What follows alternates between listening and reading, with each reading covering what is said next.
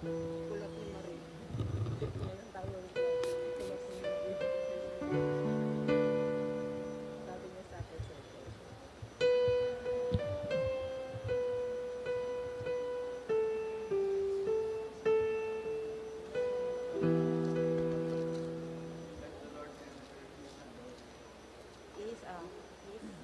He's the king of glory.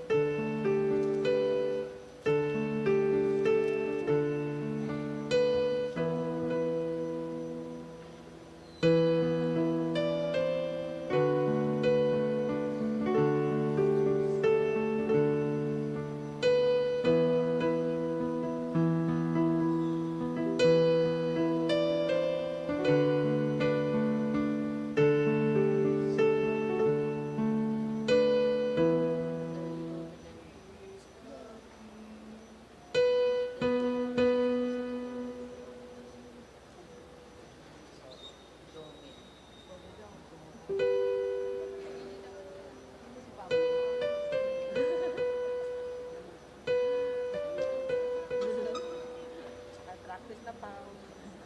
Di ba hindi ka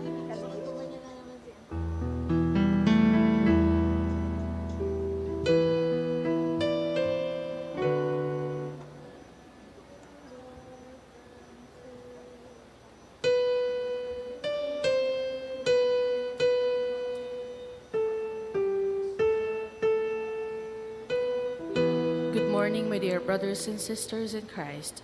St. Andrew the Apostle Parish welcomes you to the celebration of the Holy Eucharist. Today is the 20th of December, 5th day of our Misa de Aguinaldo. All please stand as we begin our Eucharistic celebration.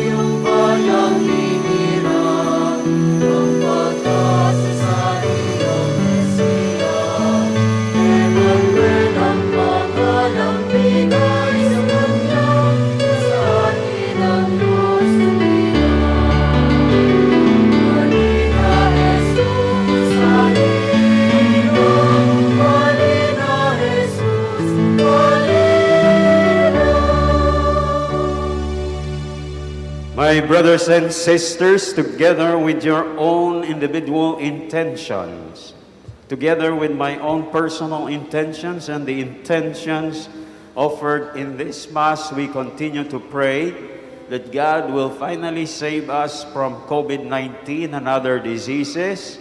We also continue to pray for an end to war between Russia and Ukraine, which has adversely affected all of us.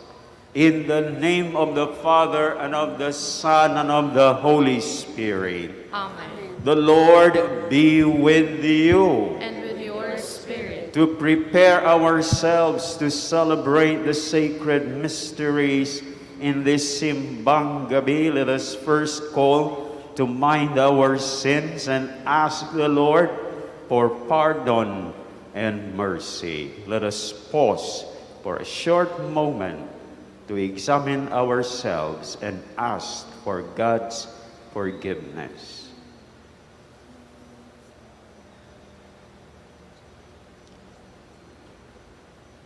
Lord, have mercy. Lord, have mercy. Christ, have mercy. Christ, have mercy. Lord, have mercy. Lord, have mercy. May Almighty God have mercy on us, forgive us our sins, and bring us to everlasting life. Amen. Because of God's forgiveness and mercy, let us glorify Him.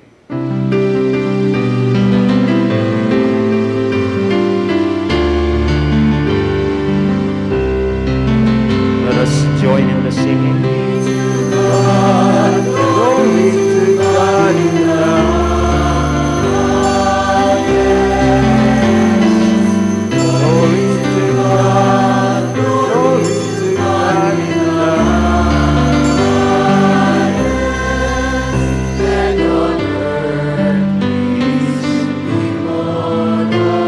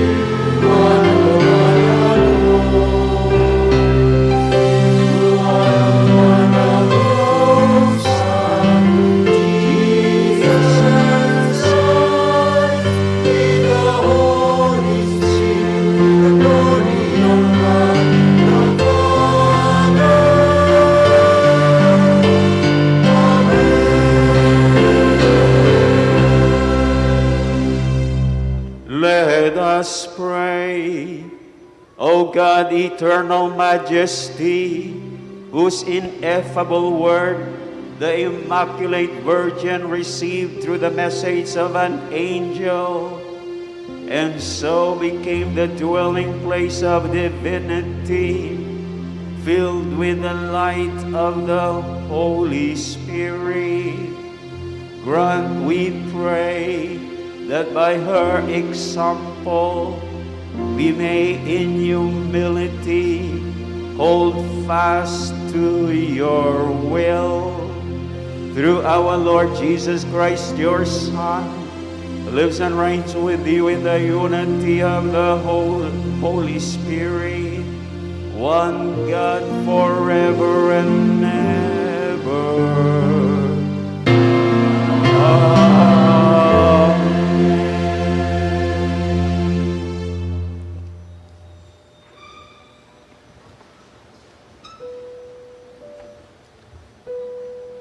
A reading from the book of the prophet Isaiah. The Lord spoke to Ahaz, "Ask for a sign from the Lord your God. Let it be deep as the netherworld, or high as the sky." But Ahaz answered, "I will not ask. I will not tempt the Lord." Then Isaiah said, "Listen, O house of David. Is it not enough for you to weary men? Must you also weary my God? Therefore the Lord himself will give you this sign. The virgin shall conceive and bear a son, and shall name him Emmanuel. The word of the Lord. Thanks be to God.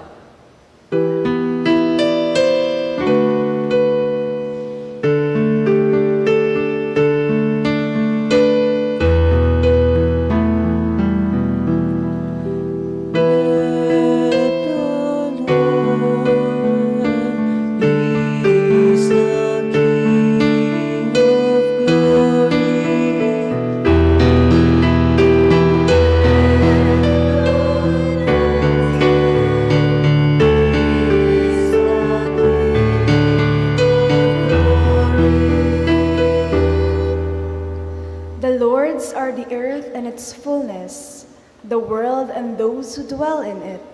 For he founded it upon the seas and established it upon the rivers.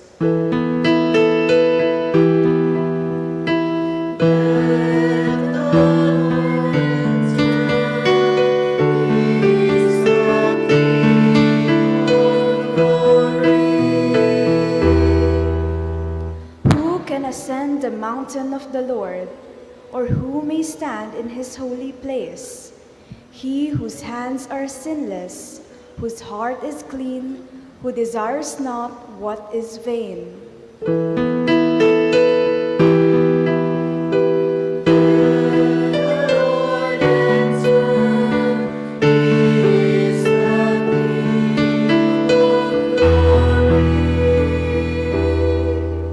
He shall receive a blessing from the Lord, a reward from God his Savior. Such is the race that seeks for him, that seeks the face of the God of Jacob.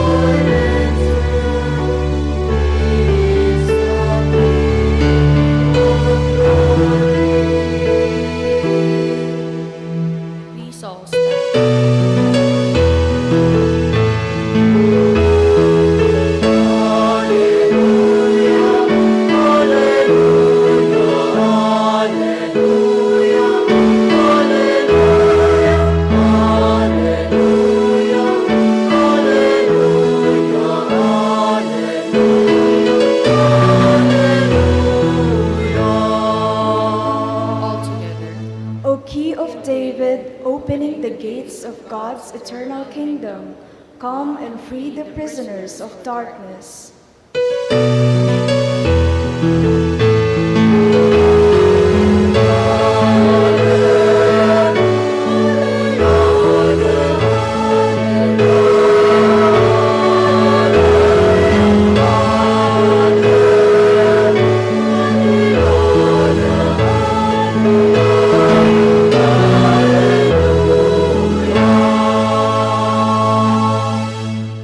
The Lord be with you. And with your spirit.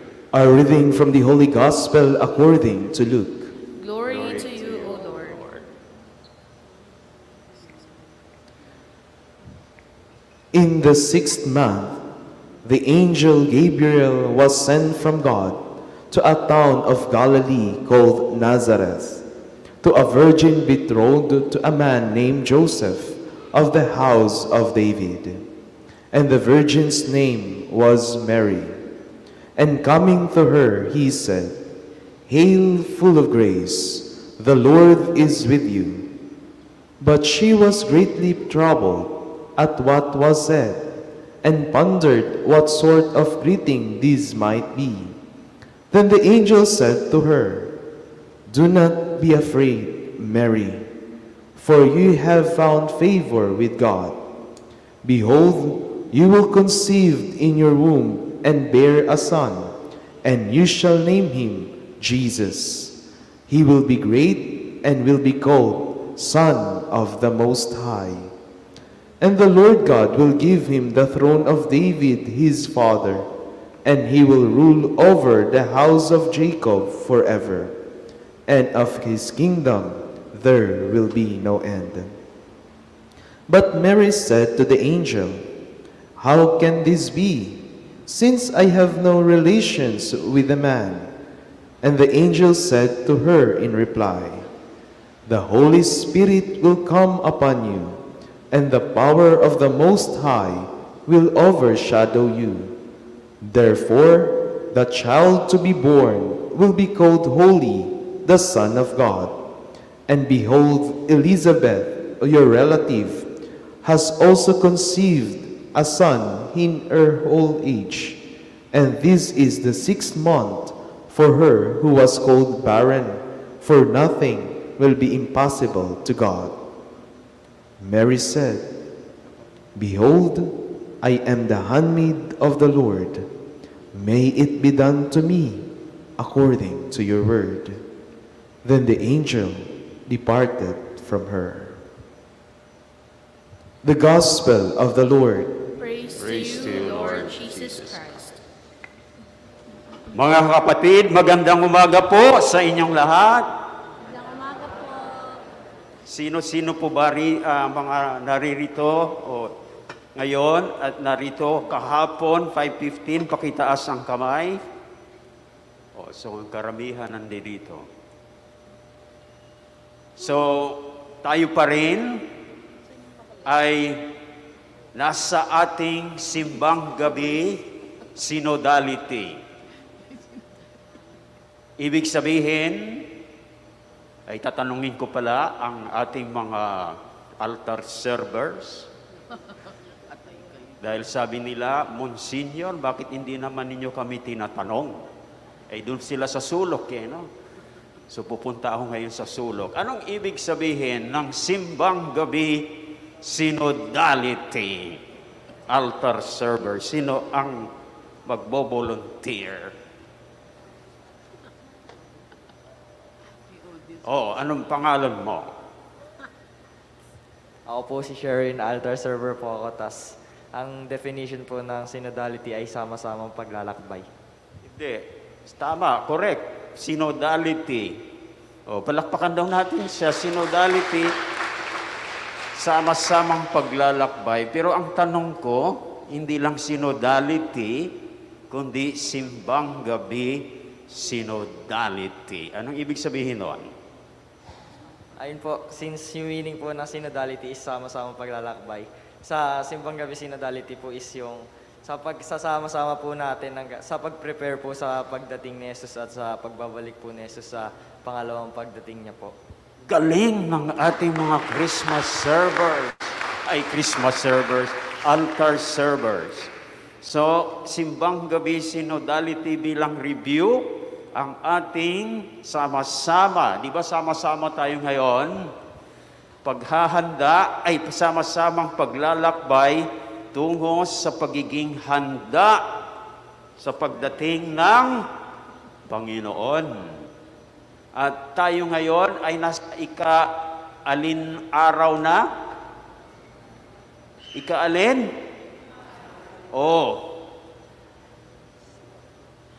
Nakakalahati na tayo, no? Midway. So, pagtitiis pa. Yung iba yata hindi na nakatiis dahil tingnan ninyo parang kumukunti na tayo. No? Di ba sa synodality dapat walang Sa synodality dapat walang iwanan. Aba, nandito na naman si Mercy. Wala talagang iwanan. No? So walang iwanan. Dapat magtiis para walang iwanan. Dahil yan ang Adbyento, panahon ng pagtitiis, dahil tayo ay naghahanda sa pagdating ng Panginoon. At bilang paghahanda, sikapin nating patuloy na magiging mabuti. At ang hirap maging mabuti. Tama? Di ba mahirap? So, batay sa Ebanghelyo na ating narinig, di ba sa ating simbang gabi synodality, dapat mayroon po tayong guide So batay sa Ebanghelyo, sino ang ating guide? Sino po? Anong pangalan mo, sister? Kayong sumagot? Ikaw ba? O saan si Sister Lulu? O, nawala. Sabi niya sa sagot, Sister Lulu, where are you? O, nandoon pala. O, sino ang ating guide ngayon? Very good. Si Mary. Di ba? Si Mary. Maaring nadasal na po ninyo ang Litany of the Blessed Virgin Mary. Sino lang who prayed the Litany of the Blessed Virgin Mary? Sino nang nakadasal nito? Pakitaas ang kamay. O, kaunti lang pala. Ito'y ating ginagawa tuwing buwan ng Oktubre. So maliban sa Rosary, nagkakaroon po tayo ng Litany of the Blessed Virgin Mary. Ito ay, dito sa Litany, makikita natin ang listahan ng maraming mabubuting katangian ni Maria. Tama po ba ako? Di ba? Mary most pure. Mary immaculate. Di po ba? Ngayon, sa Ebanghelyo, ngayong araw, ayon kay San Lucas, may dalawang katangian si Maria na hindi kasama sa kanyang litany. Kung nakinig kayo sa Ebanghelyo, malalaman ninyo kung ano itong dalawang katangian ni Maria na nabanggit doon. Any volunteer, magbigay ng unang katangian ni Maria sa Ebanghelyo na hindi included sa litany, sa kanyang litany, Litany of the Blessed Virgin Mary. Sa Ebanghelyo, Mary most virgin. Do you agree? Ang una ay doon sa pagbati ng anghel kay Maria. Anong sinabi ng anghel nung binati niya si Maria? Brother, Sister Julie, alam mo? Tinuturo mo yung mister mo. Oh, Brother Lito, alam mo? Very good. Full of grace. Di ba? Hail, full of grace. The Lord is with you. Aba, Ginoong Maria, napupuno ka ng grasya. Ang Panginoon ay sumasa iyo. Hindi po ba? So Mary, full of grace. Maria, puno ng grasya. Bakit puno ng grasya si Maria?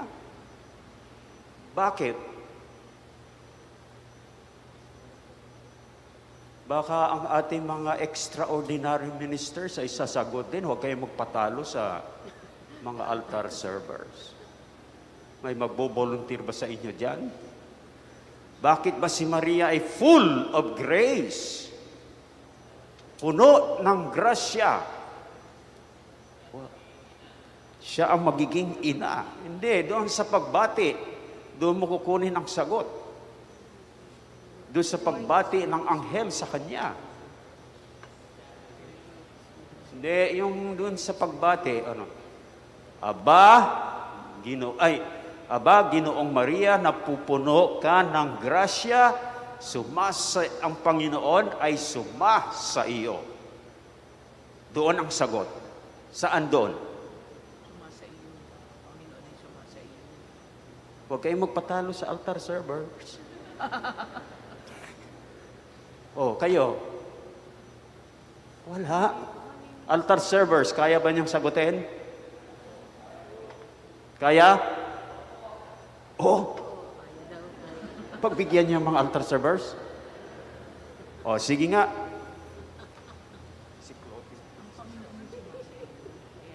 Ano? Altar servers. Bakit? Si Maria ay puno ng grasya. Sino na naman ang sasagot sa inyo? Sino? Okay. Anong pangalan mo? Tyler. Hindi. Kaya po si Mary, full of praise dahil siya po yung Lamb of God. Lamb of God. Si Jesus yun ha. Love of God. Sabi ko nga, ang sagot ay doon mismo sa pagbati ng anghel sa kanya. Aba, Ginoong Maria, napupuno ka ng grasya. Ang Panginoon ay sumasa iyo. O, sinong sasagot? Brother, gusto mong sagutin? Doon mismo sa pagbati, nandun na yun eh. O, sinong nakaalam? Ang Panginoon ay sa iyo.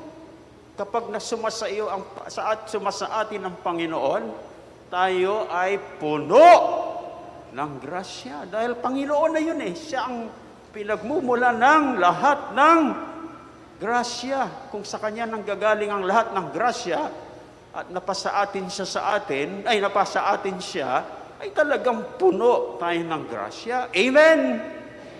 Di ba? Now, paano ba mapasa atin ang Panginoon?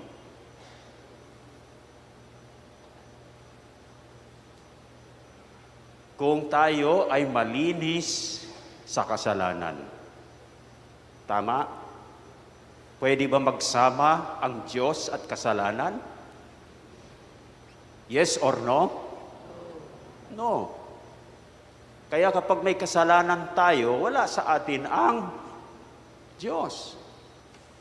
Parang itinaboy natin siya eh. Sinong papalit kay Lord pag may kasalanan tayo? Si Satanas. Dahil kapag tayo nagkasala, sino bang pinipili natin? Ang Diyos o si Satanas? Bakit mahina? Pakiulit. Kapag tayo nagkasala, ang pinipili natin, ang Diyos o si Satanas? Si Satanas. Kaya kung tayo ay nananatili sa ating mga kasalanan, no?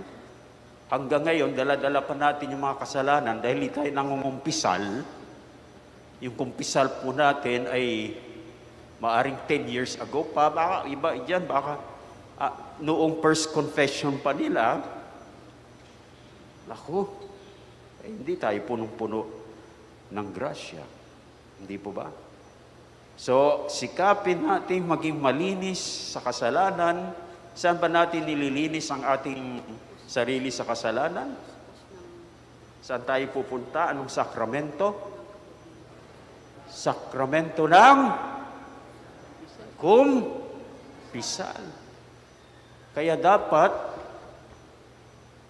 bago ng Christmas, kung gusto nating ang Panginoon ay sumasa atin, gusto ba natin yon? Kapag sa Christmas, sumasa atin ang Panginoon, ay dapat sikapin nating malinis ang ating sarili sa kasalanan. Bukas may kumpisal po tayo rito. 12 to 1. 5:30 to 6:30.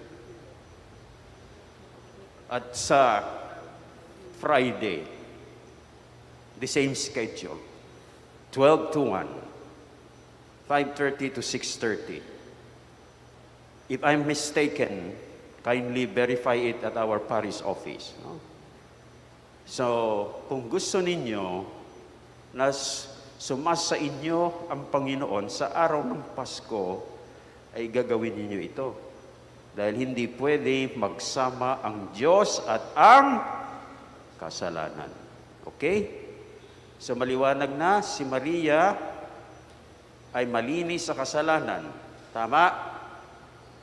Di ba? She was conceived immaculately and he lived a holy life. At dahil wala sa kanyang kasalanan, sumasa kanya ang Panginoon. At dahil sumasa kanya ang Panginoon, siya ay puno ng grasya. Ikalawa, anong ikalawang katangian ni Maria na nabanggit o ating natunghayan sa Ebanghelyo na wala po sa kanyang litania? Sino magbo-volunteer? Anong pangalan mo, brother? Arky. Arky. Ano yon? Obedient. Very good, Arky. O, palakpakan natin si Arky. Obedient.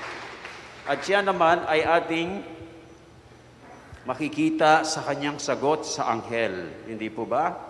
Sa anghel na nagbalita sa kanya na siya ay magiging ina ng kanyang anak na si Jesus. Anong sagot ng ating mahal na ina? Sino magbo-volunteer? Anong sinagot niya? Kayo, sister? Kayo?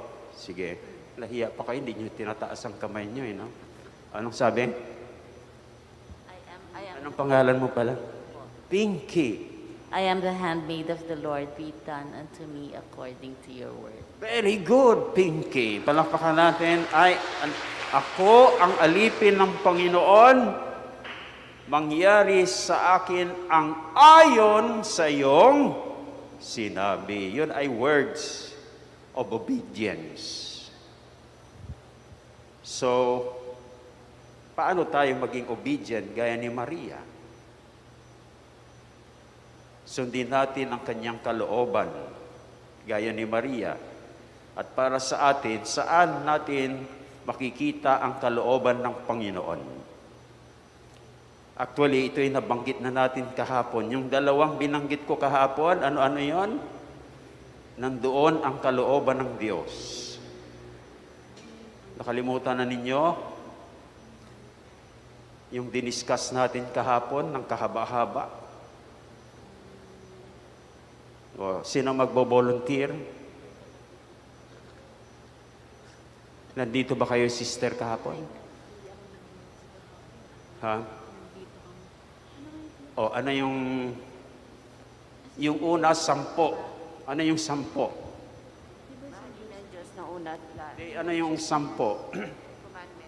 Very good! Anong pangalan mo ulit? Hana! Yung 10 utos. Palakpakan natin si Hana. Ang 10 utos,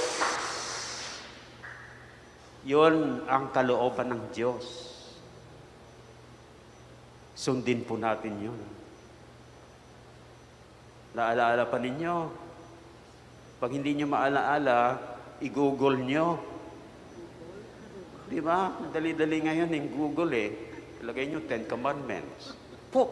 Kanya na. O 10 utos. Pok! Ano na? Dali na ngayon Kung may tanong kayo, i-google nyo. Ano naman yung ikalawa? 5 siya, 5. Alin? 5 utos ng simbahan. Ang galing ng ating mga altar boys, no? 5 utos. Nandoon ang kalooban ng Diyos. Sundin natin at tayo ay magiging masunurin. So diyan tayo ginaguide ni Mary bilang ating simbang gabi synodality guide ngayong 5 araw. Na sana tulad niya, tayo rin ay magiging puno ng grasya. Dahil sinisikap nating magiging malinis lagi sa kasalanan. At dahil pag malinis tayo sa kasalanan, sa atin ang Panginoon, at kapag nasa atin ang Panginoon, ay talagang puno rin tayo ng grasya. At ikalawang ginaguide niya tayo, dapat maging katulad natin siya, masunurin. So sa ating kaso, sundin natin ang 10 utos ng Diyos at ang 5 utos ng simbahan. So mga kapatid, kung tayo ay puno ng grasya at tayo'y masunurin hanggang sa pagdating ng Pasko, ano ang mayroon po tayo?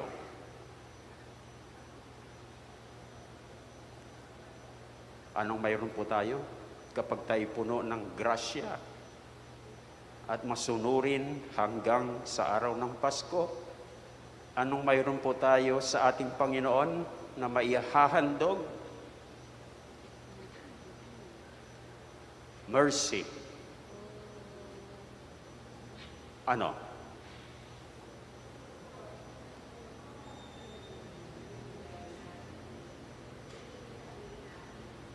Okay, ano yon? Kapag ano ba yung binibigay natin kay Lord? Kaya nga, kapag tayo masunurin at puno ng grasya, ano ang maihahandog natin? The best birthday gift to our Lord. Very good. Hindi po ba? So, kung tayo ay puno ng grasya, masunurin hanggang sa araw ng Pasko, sana hindi lang hanggang araw ng Pasko, kundi sa lahat ng araw ng ating buhay. Pero, at least hanggang sa araw ng Pasko, mayroon po tayong another best gift to Jesus.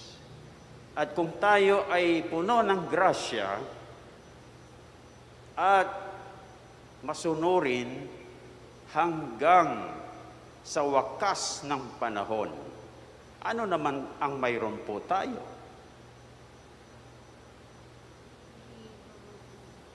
Natahimik kayo.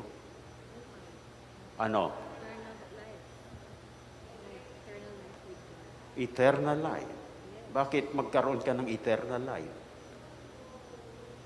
Dahil kapag tayo ay full of grace at masunurin hanggang sa wakas ng panahon, mayroon po tayong kahandaan sa ikalawang pagdating ng Panginoon. At tama kayo, magkaroon po, dahil kung handa tayo sa ikalawang pagdating ng Panginoon, mapasa atin ang sinabi mong eternal life.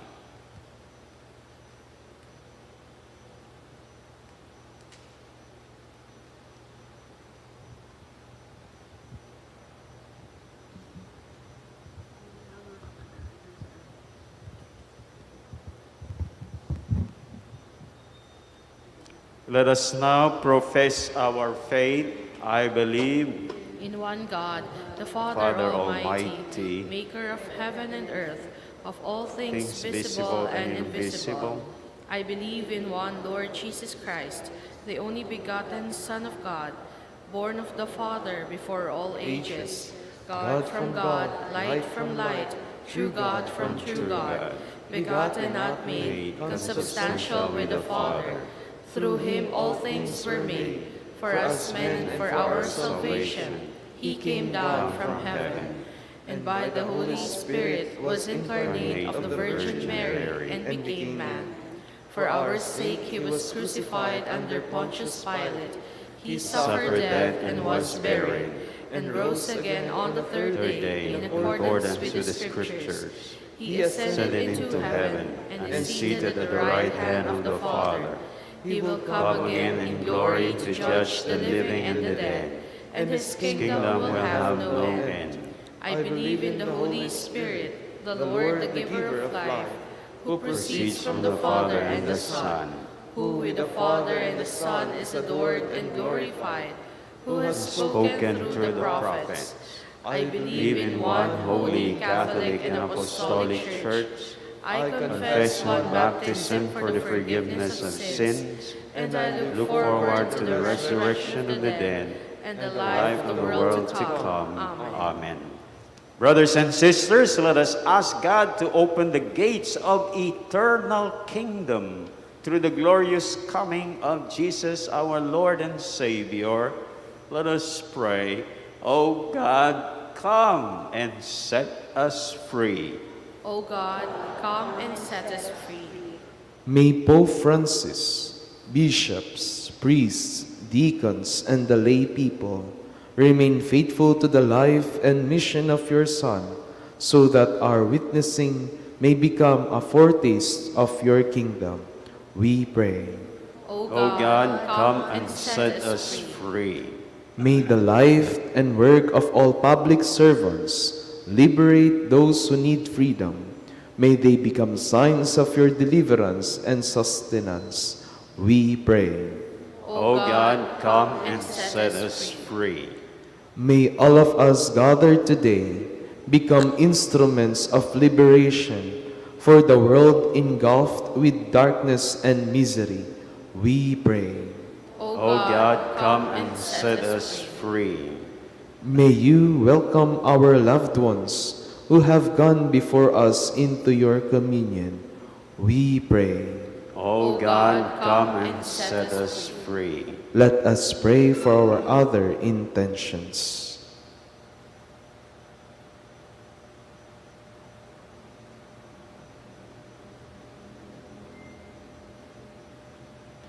We pray. O God, come and set us free.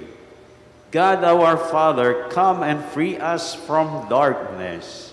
May we see your Son, the key of David, as the only way to your kingdom. All this we ask through Christ our Lord, forever and ever. Amen.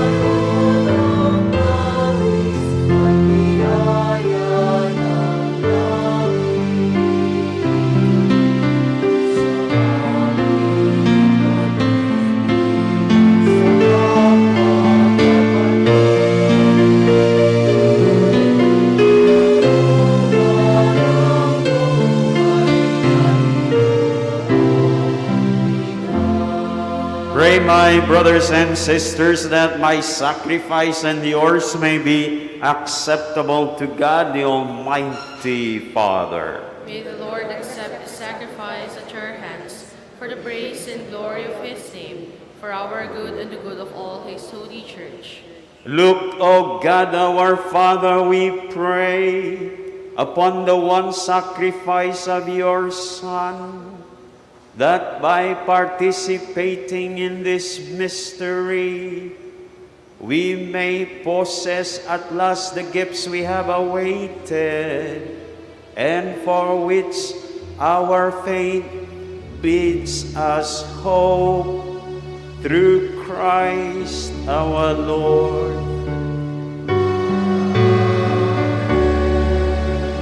The Lord be with you. And with your spirit. Lift up your hearts. We lift them up to the Lord. Let us give thanks to the Lord our God. It is right and just.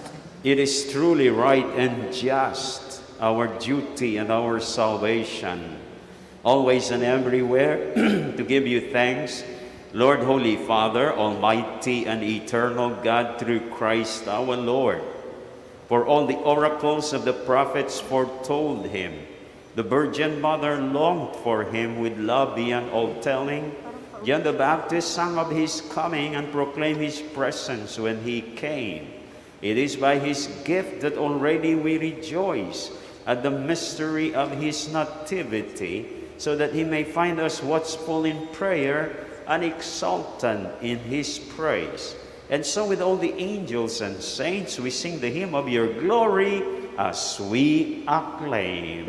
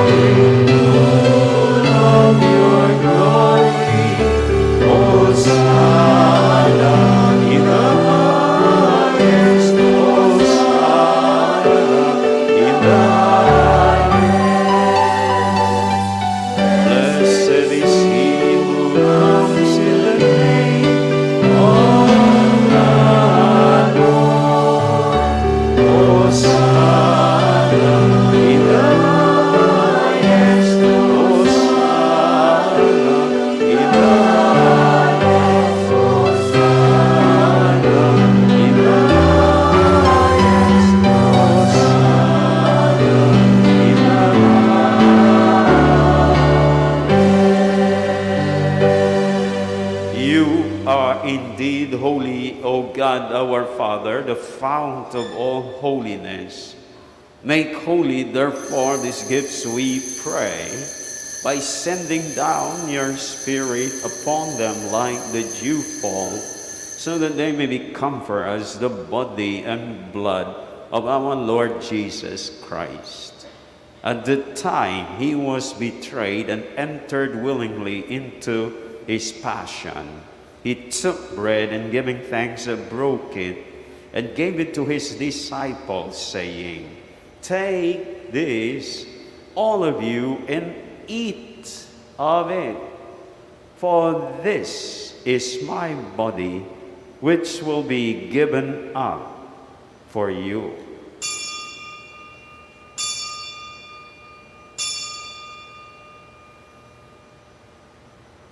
In a similar way, when supper was ended, he took the chalice, and once more giving thanks, he gave it to his disciples, saying, "Take this, all of you, and drink from it, for this is the chalice of my blood, the blood of the new and eternal covenant, which will be poured out for you and for many for the forgiveness of sins. Do this in memory of me."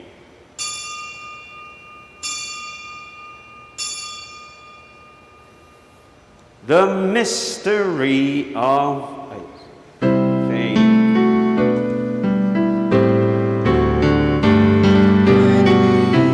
Eat this bread and drink this cup. We proclaim your death, O Lord, until you come again, until you come again, we proclaim your death, O Lord. Therefore, as we celebrate the memorial of his death and resurrection, we offer you, O God, our Father, the bread of life and the chalice of salvation, giving thanks that you have held us worthy to be in your presence and ministered to you. Humbly we pray that, partaking of the body and blood of Christ, we may be gathered into one by the Holy Spirit. Remember, O God, our Father, your church is spread throughout the world, and bring her to the fullness of charity, together with Francis, our Pope, Jose, our Archbishop, and all the clergy, all the religious, and all the laity. Remember also our brothers and sisters who have fallen asleep in the hope of the resurrection, and all who have died in your mercy, welcome them into the light of your face.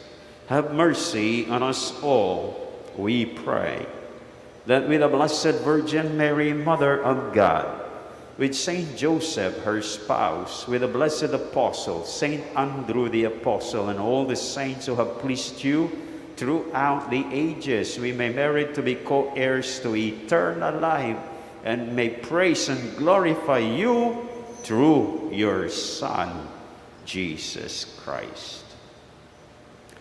Through him, and with him, and in him, O God, Almighty Father, in the unity of the Holy Spirit, all glory and honor is yours forever and ever.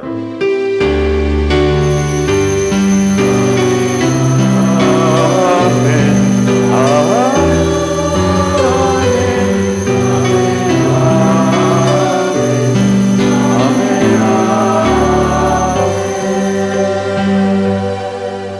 As Jesus taught us, we now pray to God, our Father in heaven.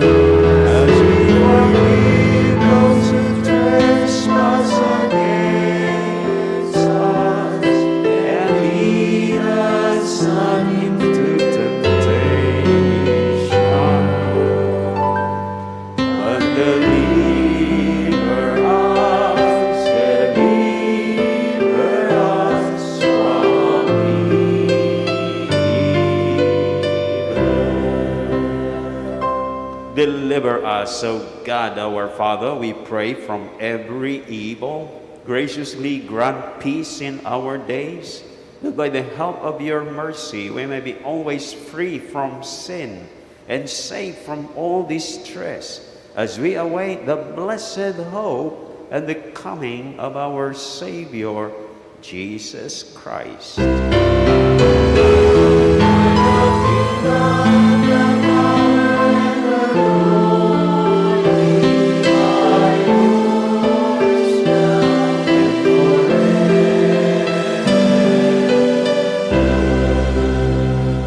Lord Jesus Christ, who said to your apostles, "Peace I leave you, my peace I give you," look not on our sins, but on the faith of your church, and graciously grant her peace and unity in accordance with your will, who live and reign forever and ever.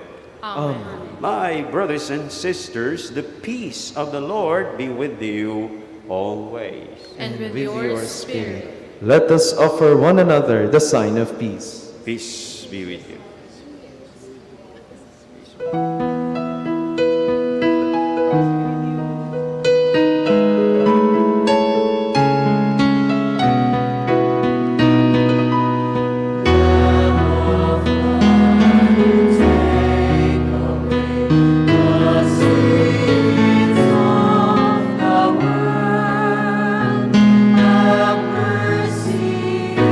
Have mercy,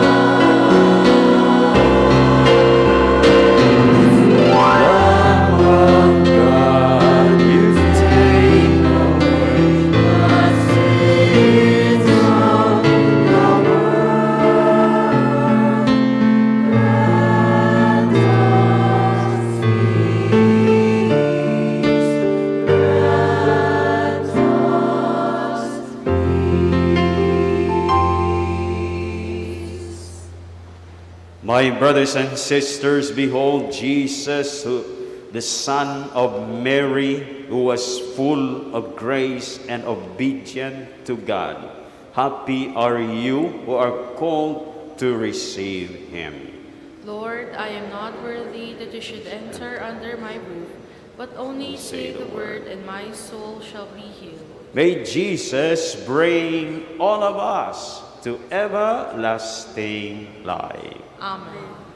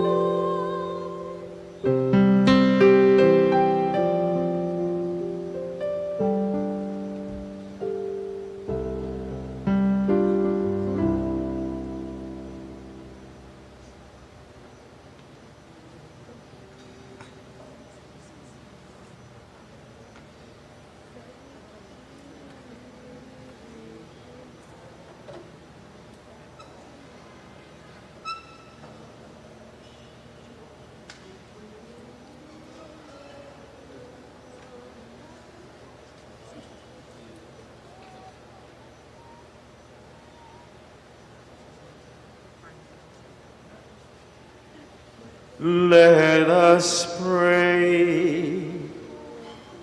Grant divine protection, O God our Father, to those you renew with this heavenly gift, that to those who delight in your mysteries, you may give the joy of true peace. Through Christ our Lord.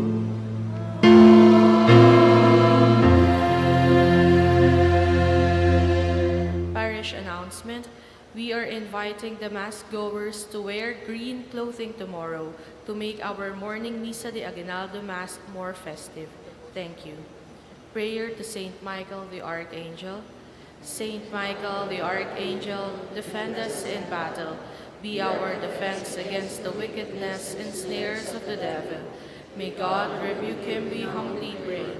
And do thou, O Prince of the heavenly host, by the power of God, thrust into hell Satan and all the evil spirits who prowl around the world seeking the ruin of souls. Amen.